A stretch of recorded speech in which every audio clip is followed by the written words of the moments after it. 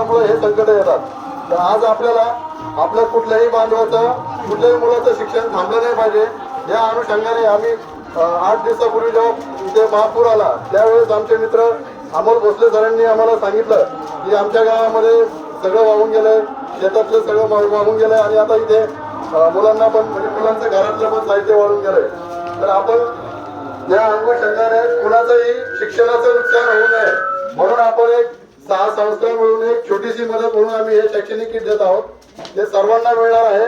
तर याचा हेतू एकच आहे की सर्वांनी शिकलं पाहिजे, आपलं शिक्षण थांबलं नाही पाहिजे. यानंतर तुम्ही 10वी जरी झाले तर ते 11वीला आपण केलं पाहिजे. 10वी नंतर कोणी शाळा नाही सोडली पाहिजे. 10वी झाल्यावरती 11वी झाली पाहिजे, 12वी झाली पाहिजे. त्यानंतर तुम्हाला IAS IPS असे शिक्षण घेता आले पाहिजेत. कारण फक्त खेड्यामध्ये राहून चालत नाही. आज जेवढा पाऊस पडलाय तेवढाच ऊन जास्त कडाक्याचा असतं इथं, हे मला माहित आहे बीडमध्ये. तर तेवढंच कडाक्याचा